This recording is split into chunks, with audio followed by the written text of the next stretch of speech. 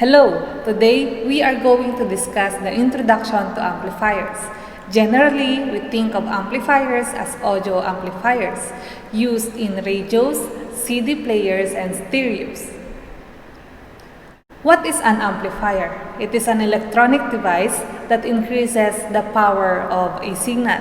It is used extensively in electronic circuits to make an electronic signal bigger without affecting it in any other way. These are some applications of amplifiers. First, video amplifiers, microwave amplifiers, and instrument amplifiers.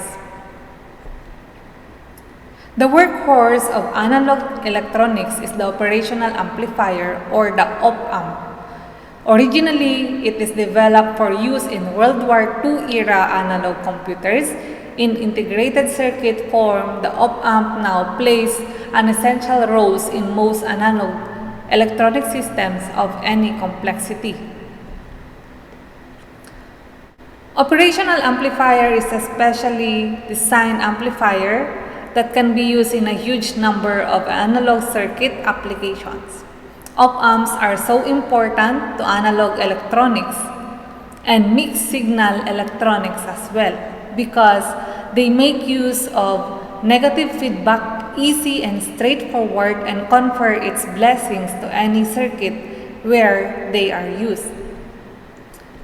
John Ragazzini, a professor of electrical engineering at Columbia University, was the first person to use the phrase operational amplifier to refer to these specialized computing amplifiers in a paper published in 1946. But it was a student of his named Loebe Julie who apparently devised the first op-amp that had all the essential characteristics of today's op-amps: high gain, a dual polarity power supply, and a pair of differential inputs. Another colleague of Ragazzini's named George A. Philbrick founded a firm that introduced the first commercially available op-amp in 1952. The first commercially available operational amplifier used 2 vacuum tubes, and it cost $24 in 1952. This is the basic operational amplifier. The first figure, letter A, is the schematic symbol of op-amp, while letter B is the equivalent circuit of ideal op-amp. Op-amps have 2 inputs, a non-inverting input whose voltage is designated V+, this one, and an inverting input designated V-.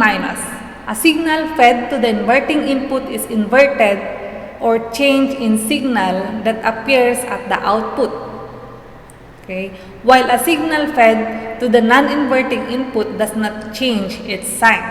So if a voltage at the non-inverting input rises or it goes more positive, the output voltage will be more positive too. But if a voltage at the inverting input rises, this will cause the output voltage to fall. Keeping these polarities straight in your mind is vital to understand op-amp circuits. Op-amps can be connected in open loop or closed loop configurations. Open loop is a configuration with no feedback from the op-amp output back to its input, while closed loop is a configuration that has a negative feedback path from the op-amp output back to its input. Negative feedback reduces the gain and improves many characteristics of the op-amp. Negative feedback is commonly used nowadays, and closed-loop gain is always lower than the open-loop gain. Let's discuss the inverting op-amp. The input signal is applied to the inverting input, this one, or the negative sign. The non-inverting input is the positive and it is connected to the ground. The feedback resistor or RF is connected from the output to the negative inverting input, providing negative feedback. The circuit shown provides operation as a constant gain multiplier. An input signal V1 is applied through resistor R1 to the minus input. The output is then connected back to the same minus input through the resistor RF.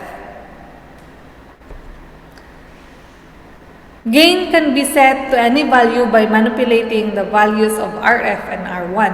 And this is the formula for gain. AV is equal to VO over VI or equal to RF over R1. A term used to describe the condition where VI is congruently equal to 0 volt at the inverting input when the non-inverting input is grounded. That's virtual ground. The circuit shown provides operation as a constant gain multiplier. An input signal V1 is applied through resistor R1 to the minus input. The output is then connected back to the same minus input through the resistor RF. The plus input is connected to the ground. Since the signal V1 is essentially applied to the minus input, the resulting output is opposite in phase to the input signal. These are the common operational amplifier circuits. The op-amp can be connected in a large number of circuits to provide various operating characteristics. First one is the inverting amplifier. Second is the non-inverting amplifier. Next is unity follower, summing amplifier, integrator, and differentiator. For the inverting and non-inverting amplifiers, these are the formulas. Where inverting amplifier, VO is equal to RF over R1 multiplied by V1. As you can see, V1 is connected to R1 and it is connected to the negative sign. That's inverting amplifier. For the non-inverting amplifier, the formula for VO is equal to 1 plus RF over R1 multiplied by V1. Where V1 is connected to the positive sign, meaning that is non-inverting amplifier. The unity follower circuit as shown in the figure is clear that VO is equal to V1 and that the output is the same polarity and magnitude as the input. For the summing amplifier, we have 3 voltages, also 3 resistors. Because the op-amp has high input impedance, the multiple inputs are treated as separate inputs. The formula for summing amplifier is equal to negative RF over R1 multiplied by V1 plus RF over R2 multiplied by V2 plus RF over R3 multiplied by V3.